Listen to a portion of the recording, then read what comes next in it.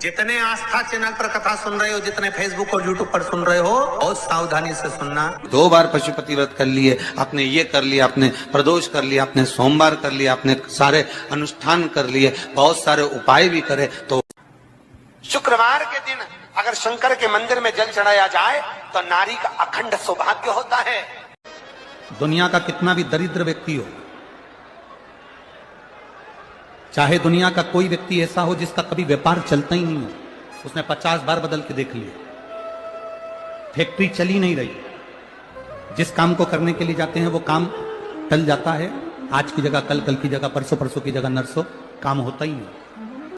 शुक्रवार के दिन बेलपत्री के वृक्ष के नीचे एक नियम वो अगर अपनी जिंदगी में बना ले, प्रदोष काल में, प्रदोष के समय पर बेलपत्री के वृक्ष के नीचे एक बार जाकर नमन करना, और प्रदोष काल में शंकर भगवान के मंदिर में दिया लगाना, ये 2 चीजें अगर वो 3 महीना भी लगातार कर ले तो उसके जीवन में कभी कोई समस्या आ ही नहीं सकती, कोई दुख आ ही नहीं सकता।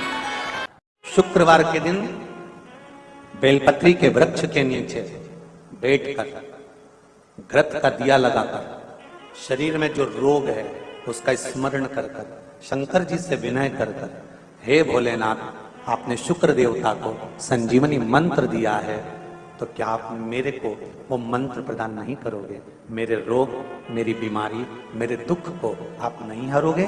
शिव से कहो, ये शरीर आपने दिया है और भजन करने के लिए दिया है, स्मरण करने के लिए दिया है, कीर्तन करने के लिए दिया है, तो संभालोगे भी आप। और बेलपत्री की ओर मुख कर कर घी का दिया लगाकर महामृत्युंजय मंत्र का स्मरण कर लेने पर धीरे धीरे धीरे धीरे धीरे धीरे वो रोग समाप्ति की ओर आता चले जाता है। कभी शिव मंदिर में जल चढ़ाने का मौका मिले और आप शंकर जी के मंदिर में जल चढ़ाने के लिए जाएं, तो केवल जल चढ़ाकर वापस मत आना, केवल बेलपत्र चढ़ाकर वापस ना आना, दिया लगाकर वापस ना आना। आते आते बाबा भोलेनाथ जी से ये भी पूछ कर आना, बाबा आप मंदिर में बैठे रहते हो, बहुत दिन हो गए आपको बैठे बैठे, चलो आज मैं आपको मेरे साथ लेकर चलती हूँ और मेरे घर तक लेकर चलती हूँ। श्री शिवाय नमस्तुभ्यं। पर कथा सुन रहे हो, जितने फेसबुक और यूट्यूब पर सुन रहे हो, बहुत सावधानी से सुनना। सूखे आम के पत्ते जमीन पर गिर जाए। कैसे पत्ते? जब पतझड़ का मौसम आता है तो आम के जो पत्ते नीचे जमीन पर झड़ते हैं, 21 पत्ते इकट्ठे कर कर उसको आग लगाकर जलाकर भस्म तैयार कर लीजिए। और जिस पुरुष नारी को चर्म रोग हो जाए, चर्म रोग, कहीं खुजली चल रही हो, कहीं दाने पड़ गए हो, कहीं चमड़ी सफेद लाल काली पीली जैसी पड़ गई हो, कहीं दाग हो रहे हो, चर्म रोग, कहीं खुजाल चल रही हो, तो शिव महापुराण की कथा का ये संवाद याद रखिए। लिंगपुर आम के पल्लव को जो वर दिया गया, तो आम के 21 पत्ते इकट्ठे कर उसको आग लगाकर उसकी भस्म तैयार कर शंकर भगवान के शिवलिंग पर शाम के समय प्रदोष काल में चढ़ा दीजिए वो भस्म। और उस भस्म को उठाकर लेकर आ जाओ, डब्बी में भर लो और गाय का घृत उसमें डाल लीजिए और उस स्थान पर लगाना चालू कर दीजिए। 3 दिन में दांत खाज खुजली जो भी होगी मिटना प्रारंभ हो जाएगी। उसमें इतनी प्रबलता आ जाती है। शंकर को जो भस्म चढ़ी है, आम के पत्ते की भस्म का भी हमारा शास्त्र वर्णन करता है। उस भस्म को छान कर पीस कर उस स्थान में, उसकी कोई दुकान आप डाल रहे हो, नया व्यापार चालू कर रहे हो और लग रहा है कि चलेगा कि ना चलेगा। पहले भी मैंने 2-4 दुकान डालकर देख ली, नहीं चली, अब नया डाल रहा हूँ, कर्जा कर डाल रहा हूँ, पैसे लाकर डाल रहा हूँ, चलेगा नहीं चलेगा। तो उसके लिए सबसे पहला काम करो, कम से कम दुकान खोलने के 7 दिन पहले आम के पत्ते की बंदरवाल बांधो। दुकान का मुहूर्त होने के 7 दिन पहले आम के पत्ते की बंदरवाल बांधो और कहीं आम के पत्ते की भस्म मिल जाए, वही भस्म जो आम के पत्ते 21 उठाए सूखे वाले, अलग से तोड़ के मत सुखाना, जो पत्ते नीचे गिरे हों उसको उठाकर सुखाकर, सूखा हुआ जो पत्ता हो उसको जलाकर उसकी भस्म बनाकर उसमें थोड़ा सा चंदन मिलाकर और उसी से सम्मुख में जहां 7 दिन पहले तुमने बंदरवाल बांधी है,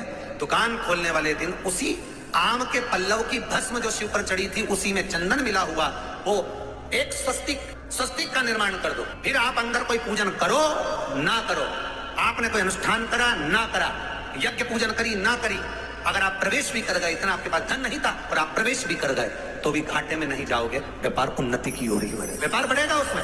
आम के पल्लव में अगर कामदेव छुप कर भस्म होते हैं तो शंकर मेरे आम के पल्लव को भी वर प्रदान कर देते, आम के पल्लव को भी शिव कर देते।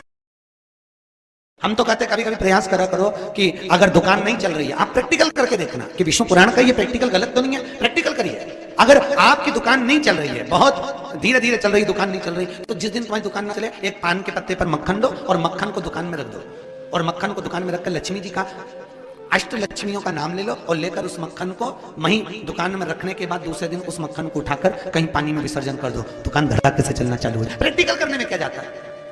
और हम तो कहते प्रैक्टिकल करते रहना चाहिए, जरूरी है।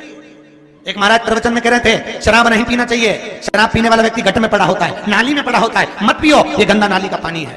उसी में एक महाराज का पहचान वाला बैठा था, उठ के खड़ा हो गया, ओ महाराज तू इतनी बड़ी बात कह रहा, तेरा सगा भाई पी के तो गटर में पड़ा, तू हमको ज्ञान दे रहा, अपने भाई को क्यों नहीं देता?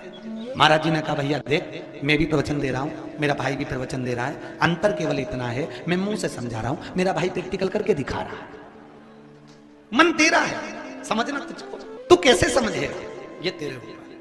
या तो प्रवचन से समझ जा कि पीने वाला व्यक्ति गटर में पड़ा होता है, नाली में पड़ा होता है, या फिर देखकर समझ जा कि मेरा भाई बड़ा है तो तू भी मत पी। क्यों गलत काम? प्रैक्टिकल जरूर करो। सियोर वाला महाराज कहीं झूठ तो नहीं बोल रहा है। विष्णु पुराण का लेख हमें ज्ञात होना चाहिए कि उसमें लिखा है तो कैसा है। बेटा बेटी का संबंध करने जा रहे हैं पर हो ही नहीं रहा।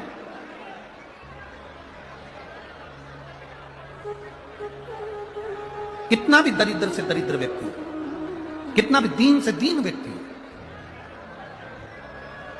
एक नियम वो अगर अपनी जिंदगी में बना ले, प्रदोष काल में, प्रदोष के समय पर बेलपत्री के वृक्ष के नीचे एक बार जाकर नमन करना, और प्रदोष काल में शंकर भगवान के मंदिर में दिया लगाना, ये दो चीजें अगर वो 3 महीना भी लगातार कर ले तो उसके जीवन में कभी कोई समस्या आ ही नहीं सकती, कोई दुख आ ही नहीं सकता। आप जाओ और कोई से जाकर कहे कि महाराज हमें बताओ कि पारद का शिवलिंग है तो हम उस पर क्या चढ़ा दें कि हमारी मनोकामना पूरी हो जाए, सफेद शिवलिंग है तो उस पर हम क्या चढ़ाएं कि हमारी मनोकामना पूर्ण हो जाए, काले पाषाण का शिवलिंग है तो हम क्या चढ़ाएं कि हमारी मनोकामना पूर्ण हो जाए, स्फटिक का शिवलिंग है हम क्या चढ़ाएं कि हमारी मनोकामना पूर्ण हो जाए, मां नर्मदा के जल से निकला हुआ नर्मदेश्वर शिवलिंग है हम उसे क्या समर्पित कर दें कि हमारा कार्य सिद्ध हो जाए। भगवान का एक नाम है अघोर। ब्रह्मा जी को दर्शन दिया, अघोर मतलब सिद्ध नाम, सिद्ध करने, कार्य की सिद्धता देने। और बहुत ध्यान से सुनना भाई नवेगांव वालों, फिर कहूंगा अगर दिल में कोई बात है और आपकी वो कामना पूरी नहीं हो रही, बहुत प्रयास कर लिया आपने, कामना सिद्ध नहीं हो रही, एक लोटा जल, एक जल का पात्र लीजिए, उस जल के पात्र को लेकर उसमें थोड़ा सा लाल चंदन डालकर बेलपत्री के वृक्ष के नीचे और देवादिदेव महादेव को चढ़ाना प्रारंभ कर दीजिए, शिव को चढ़ाना थोड़ा सा। उसके बाद में एक लोटा जल स्वच्छ फिर शिव जी को चढ़ाओ। प्रयास करो बेलपत्री मिले, उस बेलपत्री पर लाल चंदन तीनों पत्तियों पर लगाकर लाल चंदन बेलपत्री के वृक्ष के नीचे समर्पित कर उसी बेलपत्री के वृक्ष के नीचे का बेलपत्र वापिस लेकर श्री शिवाय नमस्तुभ्यं बोलकर आपकी कामना कहकर भगवान शिव पर अघोरेश्वर महादेव का नाम लेकर आप चढ़ाना प्रारंभ करिए। बाबा आपका कार्य 3 महीने के अंदर पूर्ण कर देगा, सफलता लिए जाओ।